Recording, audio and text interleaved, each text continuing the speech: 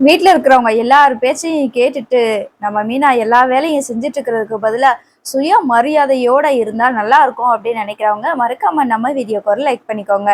இப்போ நம்ம மீனா சக்சஸ் பண்ணிட்டாங்க. அதாவது சிந்தாமணி ஏமாத்துன பணத்த அவங்க வாயிலிருந்தே உண்மைய வர வச்சு அந்த பணத்த வாங்கிட்டாங்க.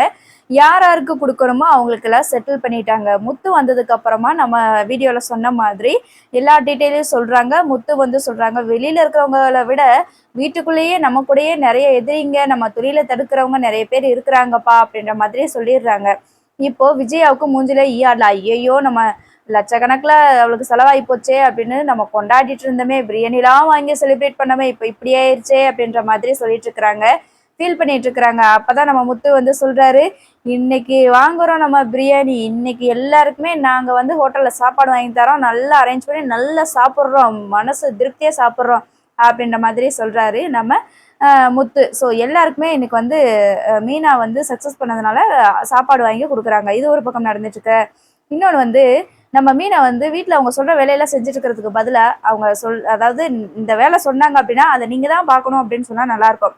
ஸோ இனிமே வர கதைக்களத்துல அப்படிதான் இருக்க போகுது. நம்ம விஜயா இருந்துட்டு மீனா கூப்பிட்டு என்னடி ரொம்ப ஆணவத்தை ஆடிட்டு இருக்கிறியா, பெரிய இவ மாதிரி சீன் போட்டுட்டு போனா 2 லட்சத்தை நஷ்டத்தை இருந்துட்டு எங்க உன் புருஷன் வேற எவன்ட்டையா வாங்கிட்டு வந்து கொடுத்தானா வட்டிக்கு, அதை நீ வாங்கிட்டு வந்து வச்சுக்கிட்டு ஜெயிச்சிட்டேன்னு சொல்லி சும்மா சொல்லிட்டு இருக்கியா அப்படின்னு சொல்லும்போது நம்ம மீனாட்சி சிரிச்சுக்கிட்டே சொல்றாங்க, அதான் இப்போ உங்களுக்கு நியூஸ் வந்திருக்குமே வரலையா, ஐயையோ நான் தோத்து போய் நிக்கிற நியூஸ் மட்டும் உங்களுக்கு வேகமா வந்துச்சு, இப்ப ஜெயிச்சுட்டு வந்து நிக்கிறேன் அந்த நியூஸ் உங்களுக்கு வரலையோ, சரி சரி நீங்க சிந்தாமணிக்கு கால் பண்ணி கேளுங்க, நான் எனக்கு வந்து பணம் வந்துருச்சா வரலையா அவங்களுக்கு என்ன ஆச்சு அப்படி சொல்லிட்டு நீங்க கேளுங்க.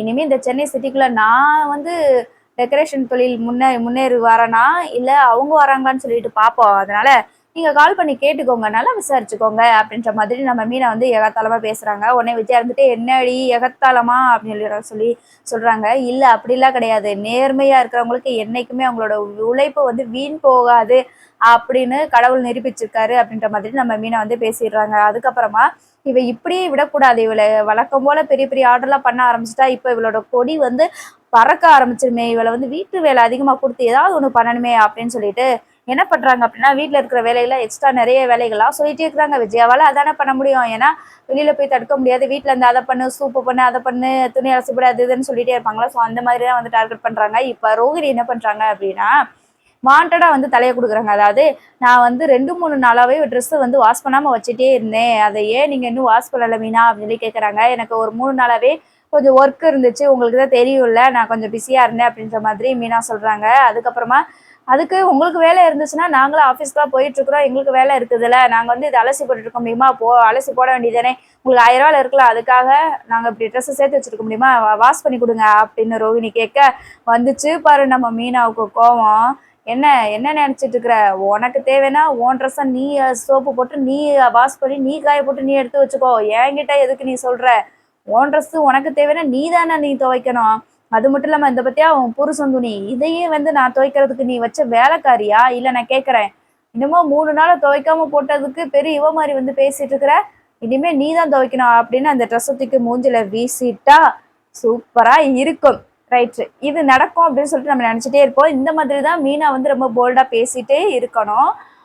வீட்டில் இருக்கிறவங்க எல்லாம் சொல்ற வேலையெல்லாம் செஞ்சுக்கிட்டு நான் தானே பார்க்கணும் குடும்பத்தை, நான் தானே எல்லாமே பண்ணணும், பாவம் அவங்களுக்கு என்ன தெரியும், என்னதான் இருந்தாலும் என்னோட கொழுந்தியா, என்னோட கொழுந்தனோட ஒய்ஃப் என்னதான் இருந்தாலும் என்னோட மாமியார் அப்படின்னு மாற்றி மாற்றி சொல்லிட்டே இருக்க போய் தான் தலையில வந்து மிளகா அரைச்சிட்டே இருக்கிறாங்க. ரொம்ப போல்டா இங்க பாரு உனக்கான வேலையை நீ பார்த்துட்டு போயிட்டே இரு அப்படின்னு சொல்லணும், சொன்னா சூப்பரா இருக்கும். ஸோ அந்த மாதிரி தான் மீனாவும் பேசவும் போறாங்க. ரோஹிணிக்கு வந்து அடுத்த அப்புறம் ரெடியா இருக்குது. இது ஒரு பக்கம் நடந்துட்டு இருக்க, மிக விரைவில் நம்ம பவானியோட கல்யாணம் வரப்போகுது. அதுல யார் இருக்கானா, மணிமாமா இருக்கிறாரு. அவர் என்ன பண்றாரு அப்படின்னா, நான் மலேசியாவா பார்த்ததே கிடையாது, இந்த ரோஹிணின்னு யாருன்னே தெரியாது அப்படின்னு ஒரு குண்டை தூக்கி போட போறாரு.